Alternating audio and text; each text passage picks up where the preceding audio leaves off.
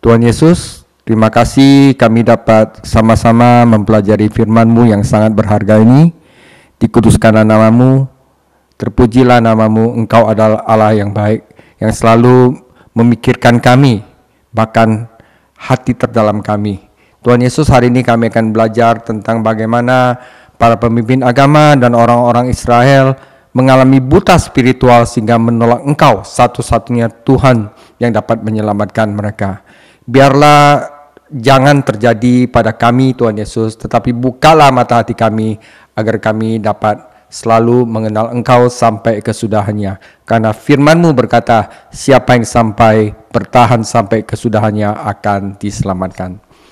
Tuhan Yesus, jauhkanlah kami pada yang jahat, lepaskan kami daripada percobaan, karena Engkaulah yang punya kerajaan, kuasa, dan kemuliaan sampai selama-lamanya. Amin. Saudara, ini topik yang sangat menarik. Saya langsung aja, kebutaan spiritual. Saudara, Yesus dan murid-muridnya telah mencapai Bukit Zaitun. Jadi ini adalah masa mereka pergi ke Yerusalem, ya, tempat kota itu terlihat, kota Yerusalem. Namun mereka tidak datang sendirian, karena saat itu adalah musim Paskah, ketika ribuan penjara Galilea lainnya akan tiba di Yerusalem melalui rute yang sama. Di antara kerumunan ini, dengan dukungan vokal mereka, kedatangan Yesus merupakan demonstrasi yang sengaja dipentaskan. Jadi sebelumnya Yesus itu bilang jangan kasih tahu siapa-siapa, kali ini dia sengaja, ya. Serangkaian tindakan simbolis yang dirancang untuk memicu respon dari otoritas pemimpin agama di Yerusalem yang sudah curiga. Sekarang kita memasuki bagian utama keempat dari Injil Matius, yaitu akan sang raja. Ya. Sebelumnya adalah retirement of the king, yaitu pengunduran diri sang raja. Sekarang ini penolakan raja. Di bagian ini, Tuhan Yesus menyingkapkan dosa-dosa Israel dan menjelaskan mengapa pemimpin agama menolak Dia dan firman-Nya. Jadi di sini ada 3 topik. Pertama, kebutaan spiritual. Kedua adalah kemunafikan, dan yang ketiga penolakan akan firman Tuhan. Oke. Kita mulai bagian pertama, Matius 21 ayat 1 sampai 11. Ketika Yesus dan murid-muridnya dekat Yerusalem dan tiba di Betfage yang terletak di Bukit Zaitun, Yesus menyuruh 2 orang muridnya dengan pesan, "Pergilah ke kampung yang di depanmu itu, dan di situ kamu akan segera menemukan seekor keledai betina tertambat dan anaknya ada di dekatnya. Lepaskanlah keledai itu dan bawalah keduanya kepadaku. Dan jikalau ada orang menegur kamu, katakanlah, Tuhan memerlukannya, Ia akan segera mengembalikannya." Hal itu supaya genaplah firman yang disampaikan oleh Nabi, "Katakanlah kepada Putri Sion, lihat, rajamu datang kepadamu. Ia lemah lembut dan mengendarai seekor keledai beban yang mudah." Maka pergilah murid-murid itu dan berbuat seperti yang ditugaskan Yesus kepada mereka. Mereka membawa keledai betina itu bersama anaknya, lalu mengalasinya dengan pakaian mereka, dan Yesus pun naik ke atasnya. Orang banyak yang sangat besar jumlahnya menghamparkan pakaiannya di jalan. Ada pula yang memotong ranting-ranting dari pohon-pohon dan menyebarkan di jalan. Dan orang banyak yang berjalan di depan Yesus dan yang mengikutinya dari belakang berseru, katanya, "Hosana bagi anak Daud, diberkatilah Dia yang datang dalam nama Tuhan, Hosana di tempat yang maha tinggi." Ketika ia masuk ke Yerusalem, gemparlah seluruh kota itu, dan orang-orang berkata, "Siapakah orang ini?" Dan orang banyak itu menyaut, "Inilah Nabi Yesus dari Nazaret di Galilea." Saudara, karena saat itu adalah musim Paskah, mungkin ada sekitar 2 juta orang di dalam dan di sekitar Yerusalem. Ini adalah satu-satunya waktu dalam pelayanannya di mana Yesus benar-benar merencanakan dan mempromosikan demonstrasi publik. Ya. Hingga saat ini, Ia telah memperingatkan orang untuk tidak memberitahu siapa Dia dan ia sengaja menghindari tempat-tempat umum. Itu ada di bagian ketiga, yaitu pengunduran diri sang raja. Tuhan sengaja tidak mau di tempat umum, dan kalau dia melakukan mujizat, dia suruh orang jangan kasih tahu siapa yang melakukan mujizat ini, karena dia mau suatu waktu untuk mengajari murid-muridnya. Mengapa Yesus sekarang merencanakan demonstrasi? Salah satu alasannya adalah karena ia menaati firman dan menggenapi nubuat yang dicatat dalam Zakaria 9 ayat 9. Nubuat ini hanya berlaku bagi Yesus Kristus karena ia adalah satu-satunya pribadi yang dapat membuktikan bahwa ia adalah Raja Israel. Kita biasanya tidak mengaitkan keledai yang hina dengan kekuasaan, tetapi sesungguhnya ini adalah hewan kerajaan para Yahudi. Raja Yahudi, ya. 1 Raja-Raja 1 ayat 33 menjelaskan itu. Dengan membandingkan kutipan Matius dengan nubuat asli dalam Zakaria, kita menemukan beberapa fakta menarik. Nubuat Zakaria dibuka dengan bersorak-sorailah dengan nyaring, tetapi Matius menghilangkan frasa ini. Ya, kita lihat Zakaria 9 ayat 9, bersorak-soraklah dengan nyaring, hai putri Sion, bersorak-sorailah, hai putri Yerusalem. Lihat, rajamu datang kepadamu, ia adil dan jaya, ia lemah lembut dan mengendarai seekor keledai beban yang mudah. Ketika Yesus mendekati kota ini, Yesus bukannya ketawa, dia menangis. Bagaimana dia bisa bersukacita ketika penghakiman akan datang? Matius juga menghilangkan dia adil dan memiliki keselamatan. Kedatangan Tuhan kita ke Yerusalem adalah tindakan belas kasihan dan kasih karunia, bukan tindakan keadilan atau penghakiman. Dia memang memiliki keselamatan bagi mereka, tetapi saudara, mereka menolak untuk menerimanya. Nanti saat Israel berikutnya melihat sang raja, dia akan menunggangi dengan kuasa dan kemuliaan yang besar. Anak keledai ini belum pernah ditunggangi, tetapi ia dengan patuh menanggung bebannya. Namun perlu diingat bahwa penunggangnya adalah raja yang berkuasa atas segala kambing, domba, lembu, dan atas binatang-binatang di padang. Fakta bahwa Yesus menunggangi binatang ini dan mengendalikannya adalah bukti lain tentang kekuasaannya sebagai raja. Saudara, ada alasan kedua untuk demonstrasi di depan umum. Hal ini memaksa para pemimpin Yahudi untuk bertindak. Bertindak apa? Menyalibkan dia. Ketika mereka melihat demonstrasi spontan dari orang-orang, mereka menyimpulkan bahwa Yesus harus dihancurkan. Kitab suci menulis anak domba Allah disalibkan pada hari Paskah, dan demonstrasi popularitas Kristus ini mendorong orang-orang yang iri padanya, para penguasa, untuk bertindak. Orang-orang mengakui Yesus sebagai raja mereka, baik melalui perkataan maupun perbuatan mereka. Mereka berseru Hosana, yang berarti selamatkanlah kami sekarang. Maksudnya sih selamatkan kami dari pemerintah Romawi, save us now. Mereka mengutip Mazmur 118 ayat 25 sampai 26, dan Mazmur ini jelas bersifat mesianis. Kemudian pada minggu itu Yesus sendiri akan merujuk pada Mazmur ini dan menerapkannya kepada dirinya sendiri. Ingatlah bahwa kumpulan orang Paskah ini terdiri setidaknya 3 kelompok, yaitu orang-orang Yahudi yang tinggal di Yerusalem, kumpulan orang-orang Galilea, dan orang-orang yang melihat Yesus membangkitkan Lazarus dari kematian. Membagikan berita tentang mujizat ini tidak diragukan lagi telah membantu menarik banyak orang. Orang-orang ingin melihat sendiri siapa pembuat mujizat ini. Namun, saudara, orang-orang Yahudi tetap tidak mengakui Yesus sebagai raja mereka. Ya. Jadi orang-orang Israel sampai sekarang pun banyak yang menolak Yesus, ya. Lebih dari 99% orang Israel menolak Yesus. Saudara, apa yang menyebabkan kebutaan rohani Israel? Kita harus tahu. Karena ini berlaku sekarang juga, ya. Alasannya adalah karena para pemimpin agama mereka telah merampas kebenaran firman mereka sendiri dan menggantikannya dengan tradisi buatan manusia. Saudara, kalau saat ini banyak orang yang tidak percaya kepada Yesus, itu karena para pemimpin agama merampas kebenaran firman yang benar dan menggantikannya dengan tradisi manusia. Kenapa? Karena pemimpin agama itu tidak tertarik pada kebenaran.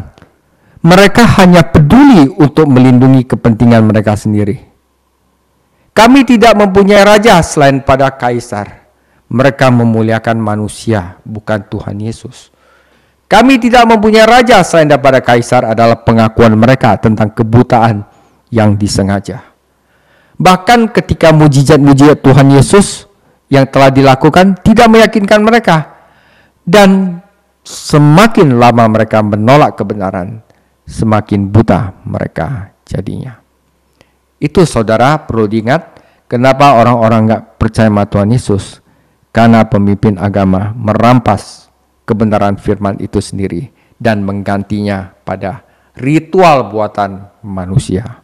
Ya, oke, itu tentang kebutaan rohani.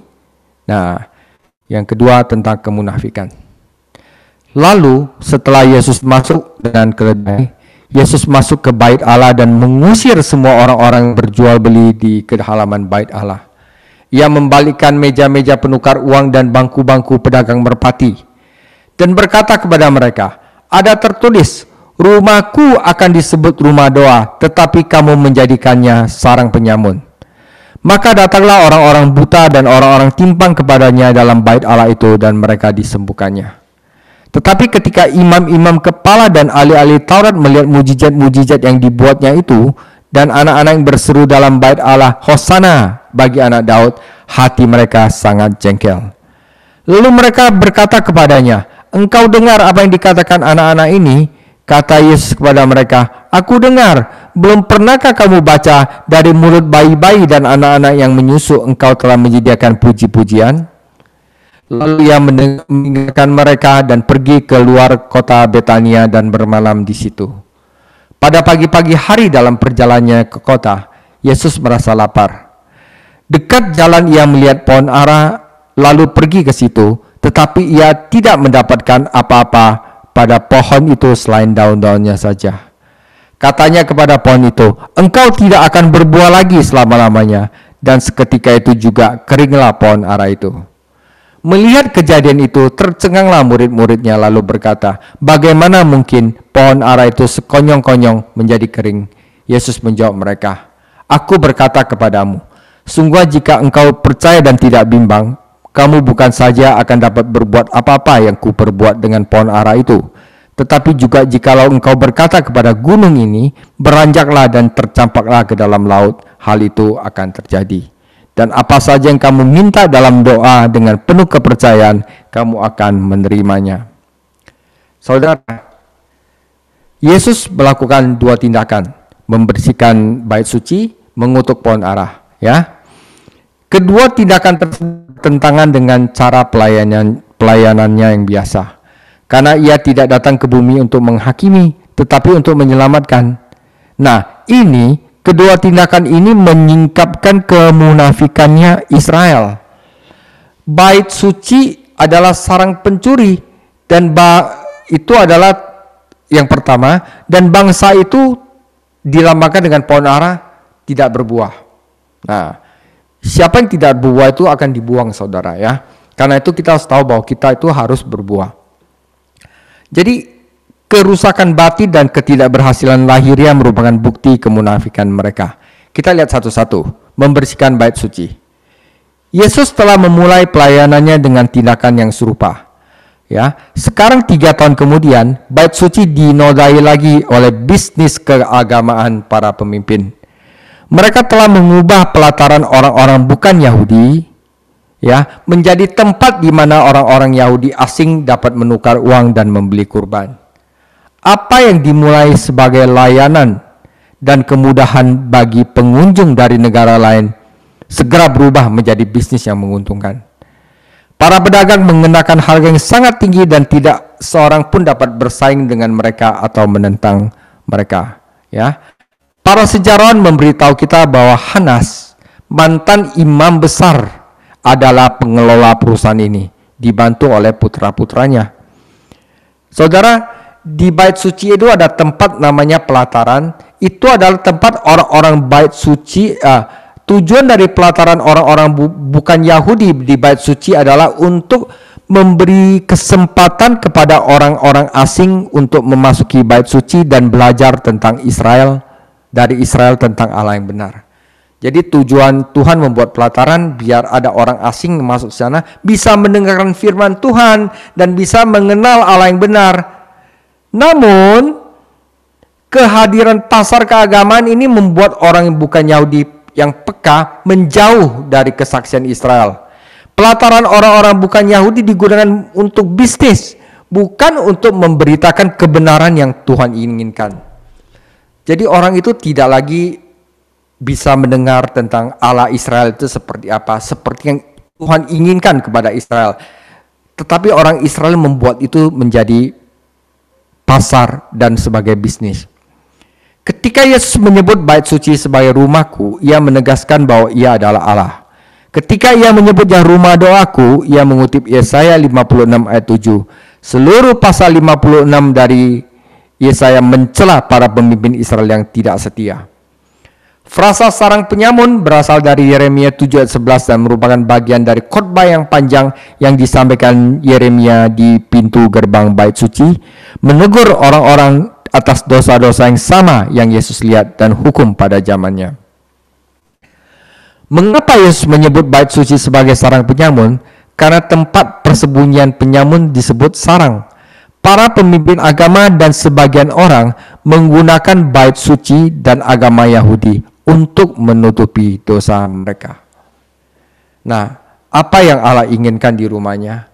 Allah menginginkan doa di antara umatnya, karena doa yang sejati adalah bukti ketergantungan kita kepada Allah dan iman kita kepada firman-Nya. Ia juga ingin orang-orang ditolong. Orang-orang membutuhkan harus merasa diterima di sana dan harus menerima jenis bantuan yang mereka butuhkan. Harus ada kuasa di rumah Allah. Firman Allah juga harus ada yang bekerja untuk mengubah orang-orang. Tetapi mereka jadikan rumah Tuhan sebagai bisnis, saudara. Oke, karena itu Tuhan ngamuk ya dan mengutuk pohon. Bahwa Yesus akan mengutuk pohon mungkin mengejutkan kita.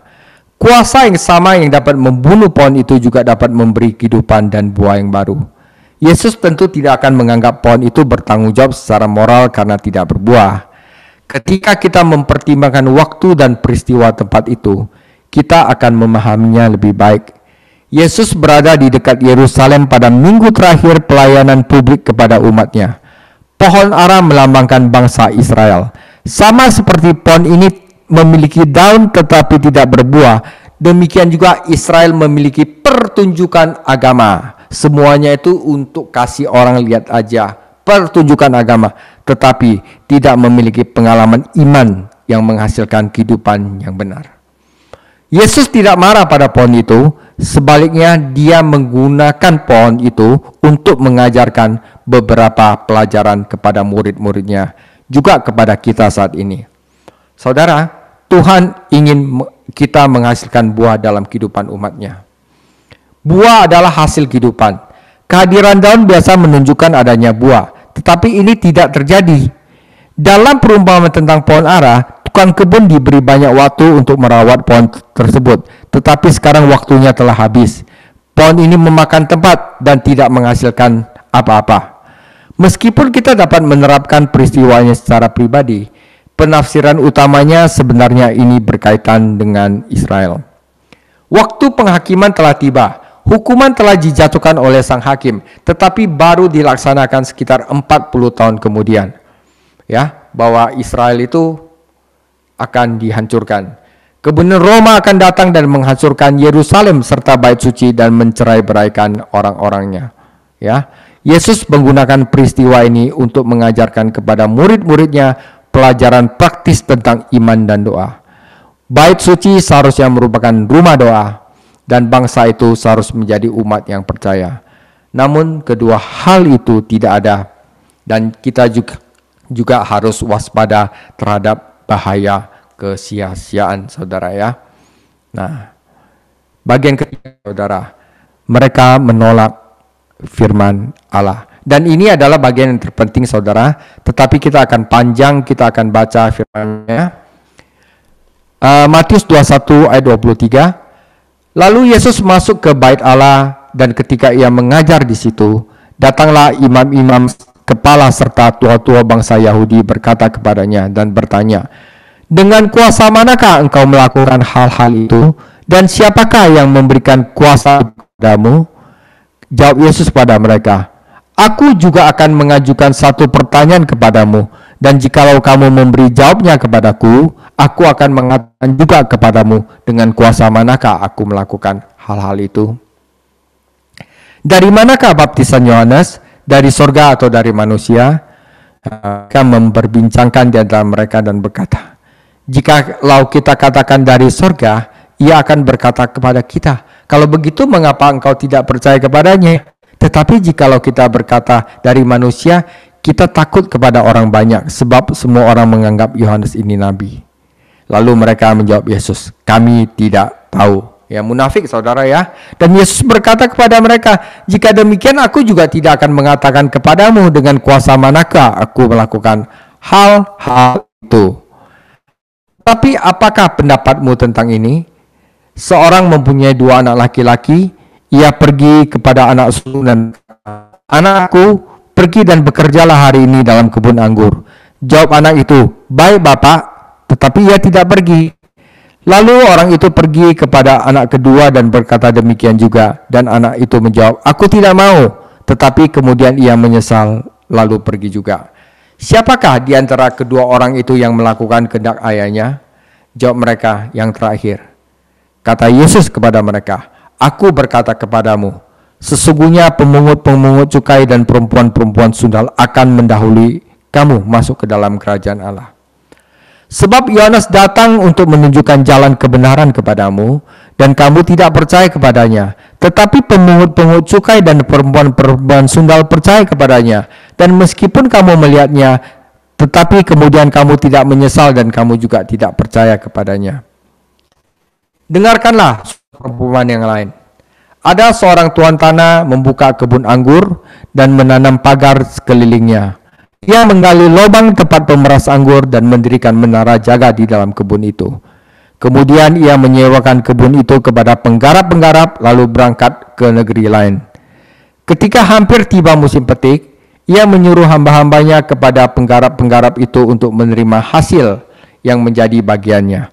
Tetapi penggarap-penggarap itu menangkap hamba-hambanya itu. Mereka memukul yang seorang, membunuh yang lain, melempari yang lain pula dengan batu. Kemudian Tuhan itu menyuruh pula hamba yang lain, lebih banyak dari yang semula, tetapi mereka pun diperlakukan seperti kawan-kawan mereka. Akhirnya, ia menyuruh anaknya kepada mereka, katanya, anakku akan mereka segani. Tetapi ketika penggarap-penggarap itu melihat anaknya itu, mereka berkata seorang yang lain, ini adalah ahli waris, mari kita bunuh dia, supaya warisannya menjadi milik kita. Mereka menangkapnya dan melemparkannya keluar kebun anggur itu lalu membunuhnya. Maka apabila tuan kebun anggur itu datang, apa yang dilakukannya dengan penggarap-penggarap itu? Kata mereka kepadanya, ia akan membinasakan orang-orang jahat itu dan kebun anggurnya akan disewakan kepada penggarap-penggarap lain. Ia akan menyerahkan hasilnya kepadanya pada waktunya. Kata Yesus kepada mereka, belum pernahkah kamu baca dalam kitab suci, batu yang dibuang oleh tukang-tukang bangunan telah menjadi batu penjuru. Hal itu terjadi dari pihak Tuhan, suatu perbuatan ajaib di mata kita. Sebab itu aku berkata kepadamu, bahwa Allah akan diambil daripadamu dan akan diberikan kepada suatu bangsa yang akan menghasilkan buah kerajaan itu. Dan barang siapa jatuh ke atas batu itu, ia akan hancur. Barang siapa ditimpa batu itu, ia akan rebuk. Ketika imam-imam kepala dan orang Farisi mendengar perumpamaan Yesus, mereka mengerti bahwa merekalah yang dimaksudkannya. Dan mereka berusaha untuk menangkap dia, tetapi mereka takut kepada orang banyak itu menganggap dia nabi. Lalu Yesus berbicara pula dalam perumpamaan kepada mereka. Hal kerajaan surga seumpama seorang raja yang mengadakan perjamuan kawin untuk anaknya. Ia menyuruh hamba-hambanya memanggil orang-orang yang telah diundang ke perjamuan kawin itu, tetapi orang-orang itu tidak mau datang. Ia menyuruh pula hamba-hamba lain, pesannya, Katakanlah kepada orang-orang diundang itu, sesungguhnya hidangan telah kusediakan, lembu-lembu jantan dan ternak peliharanku telah disembelih. Semuanya tersedia, datanglah ke perjamuan kawin ini. Tapi orang-orang diundangnya itu tidak mengindahkannya.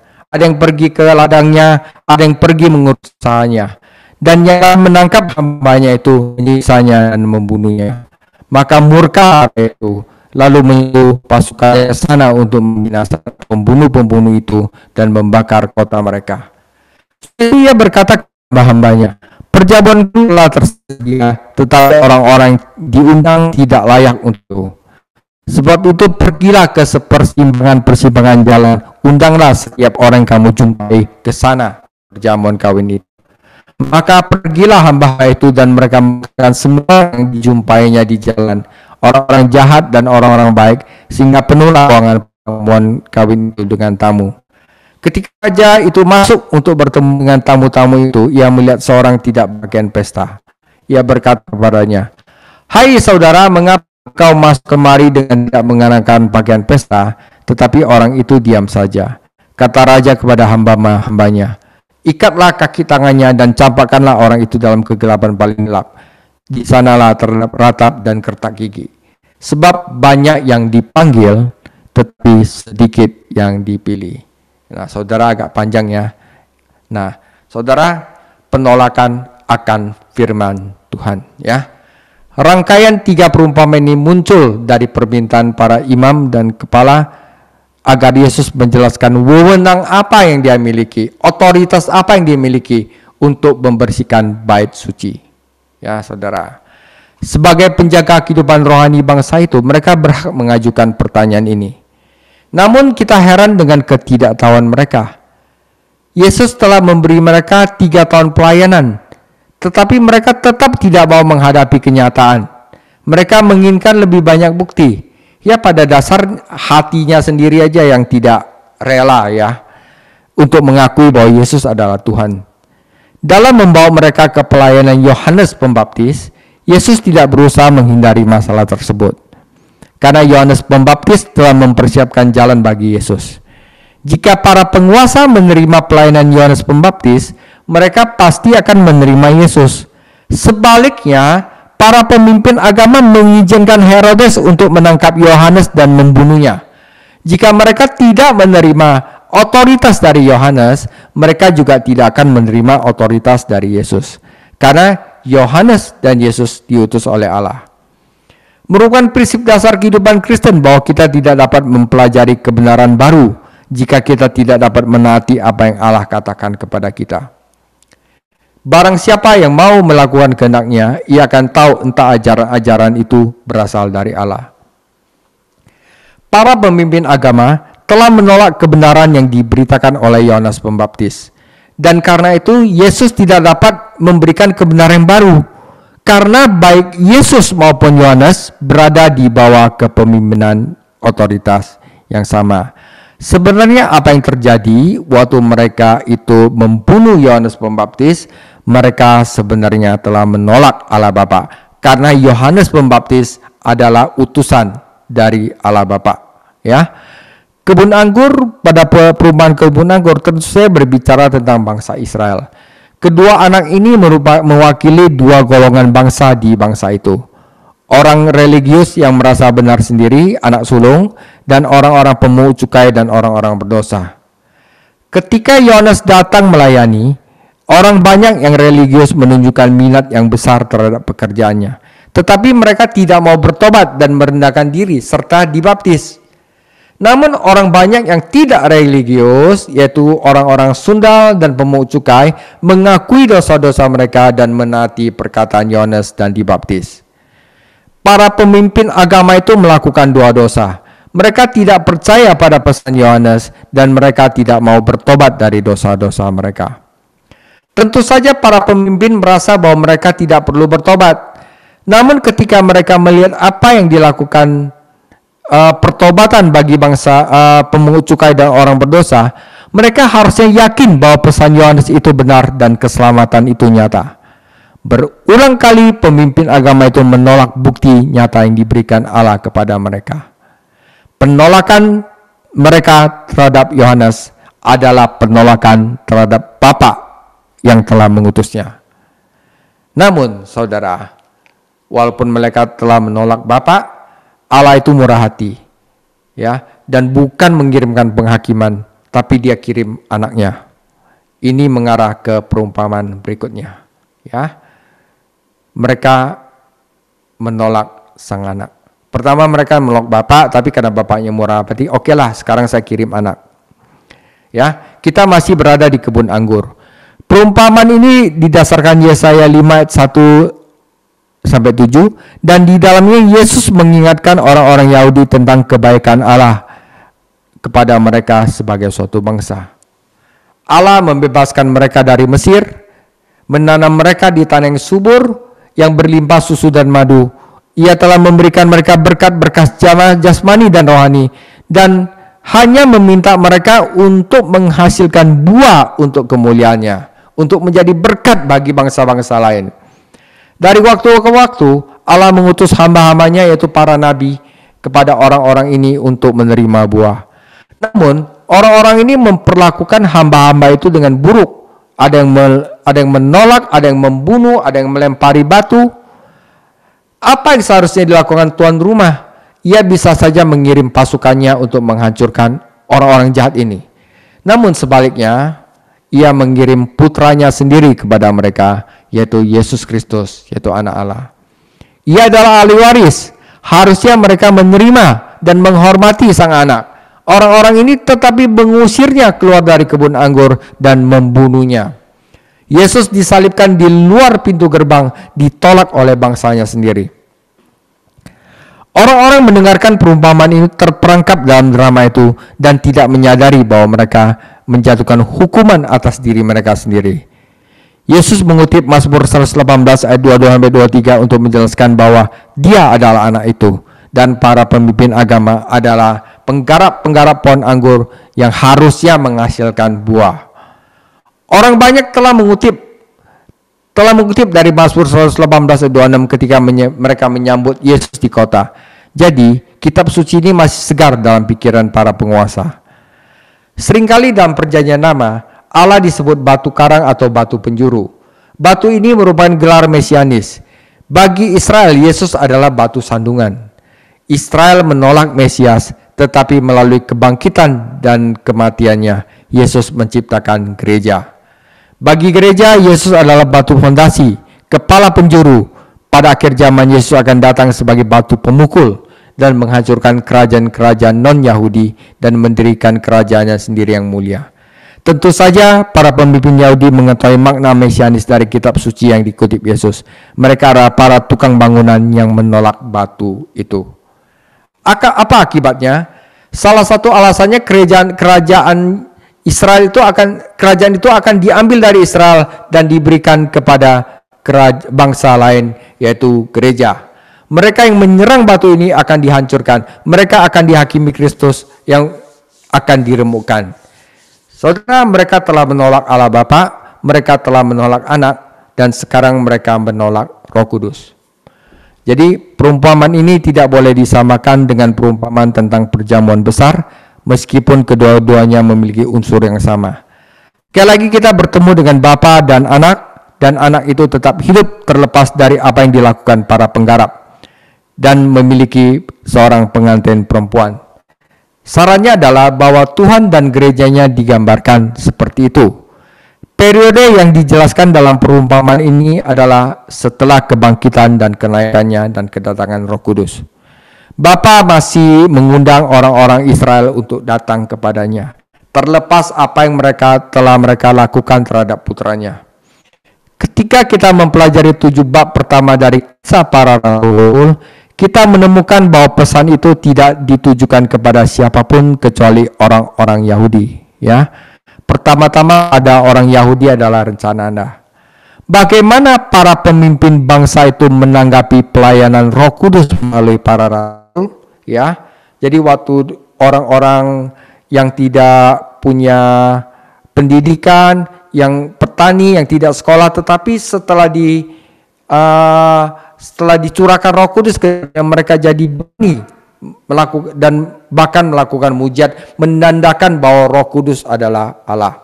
Ya, mereka menolak firman dan menganiaya gereja. Para penguasa yang sama yang mengizinkan Yohanes dibunuh dan meminta Yesus dibunuh, mereka sendiri membunuh Stefanus. Kemudian Herodes membunuh Yakobus. Bagaimana raja dalam perumpamaan itu menanggapi cara orang-orang itu memperlakukan hamba-hambanya? Ia menjadi marah dan mengirim pasukannya untuk menghancurkan mereka dan kota mereka.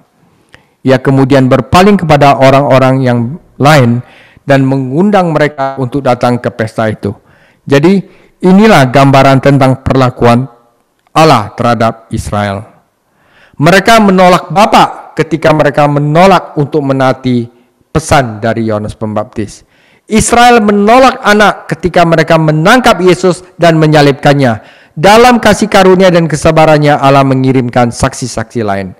Roh Kudus turun atas orang percaya mula-mula dan mereka bersaksi dengan kuasa yang besar bahwa Yesus hidup dan bangsa itu dapat diselamatkan. Mujizat-mujizat yang mereka lakukan adalah bukti bahwa Allah bekerja dan di dalam dan melalui mereka.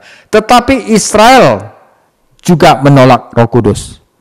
Ini adalah dakwaan Stefanus terhadap bangsa itu. Kamu selalu menentang Roh Kudus. Dalam pelemparan batu terhadap Stefanus, kesabaran Allah terhadap Israel mulai berakhir meskipun ia menunda penghakiman selama 40 tahun. Dalam Kisah Para Rasul 8 kita membaca bahwa pesan itu disampaikan kepada orang Samaria, dan Kisah Para Rasul 10 kita membaca bahwa pesan itu akan disampaikan kepada orang-orang bukan Yahudi. Karena firman ditolak oleh bangsa Israel. Penolakan terakhir ini bagi saya, ya saudara, itulah yang disebut penghujatan terhadap Roh Kudus yang mengerikan yang Yesus bicarakan dalam Matius 12 ayat 22 sampai 32. Ini adalah dosa nasional, dosa yang dilakukan oleh seluruh orang Israel. Ketika mereka menolak Yohanes, mereka menolak Bapa yang mengutusnya. Tetapi pelayanan anak tetap ada. Ketika mereka menolak Anak Yesus Kristus, mereka diampuni karena ketidaktahuan mereka. Tidak ada orang berdosa saat ini dapat diampuni karena menolak Kristus, karena penolakan ini yang menghukum jiwa. Tetapi pelayanan Roh Kudus ada. Roh Kudus turun ke atas gereja pada hari Pentakosta dan para rasul itu melakukan tanda-tanda keajaiban yang besar. Tetapi para penguasa menolak kesaksian Roh Kudus dan ini mendatangkan penghakiman terakhir. Mereka telah menolak Bapa, mereka telah menolak Anak, sekarang mereka telah menolak Roh Kudus dan tidak ada lagi kesempatan yang tersisa. Dan saudara ingat, dosa terhadap Roh Kudus tidak dapat dilakukan saat ini dengan cara yang sama seperti yang dilakukan Israel, karena konteksnya berbeda. Roh Allah memberikan kesaksian melalui firman tentang pribadi dan pekerjaan Yesus Kristus. Roh itulah yang meyakinkan dunia akan dosa. Roh dapat ditolak oleh orang-orang tidak percaya, tetapi tidak ada seorang pun tahu saat-saat Kristus di mana Roh berhenti menangani orang berdosa yang terhilang. Penutup, saudara, pakaian pesta untuk kita pakai, ya, telah disediakan oleh tuan rumah sehingga setiap orang dapat berpakaian dengan pantas dan orang miskin tidak merasa mencolok. Keselamatan telah bersifat pribadi dan individual. Kita harus menerima apa yang Allah berikan kepada kita, yaitu apa? Kebenaran Kristus, dan tidak mencoba melakukannya sendiri. Ya, jangan kita datang tanpa baju pesta karena kita merasa kita melakukan sendiri. Kenakanlah baju pesta yang telah diberikan Allah, yaitu kebenaran dari Kristus. Karena perumpamaan-perumpamaan ini memiliki penekanan nasional yang pasti, penekanan pribadi di bagian akhir adalah yang paling penting. Saudara, para pemimpin bangsa, ya, itu bersalah karena kebutaan rohani, kemunafikan, dan penolakan yang disengaja terhadap firman Tuhan. Saudara, hati-hati. Sekarang kita jangan sampai menolak firman yang berharga dari Tuhan Yesus. Bukannya mereka menerima firman yang berharga ini dari Tuhan Yesus dan bertobat, mereka memutuskan untuk menyerangnya dan bahkan berdebat kepadanya. Dan hasilnya adalah penghakiman. Saudara, kita harus berhati-hati untuk tidak mengikuti contoh ketidaktaatan mereka. Jangan percaya kepada pemimpin agama yang merampas kebenaran firman Tuhan dan menggantinya dengan tradisi buatan manusia atau ritual-ritual. Ya, saudara, itu. Nah, nanti kita akan lanjutkan minggu depan Matius 22 ayat 15 sampai 46. Sang Raja mempertahankan kebenarannya. Tuhan Yesus memberkati.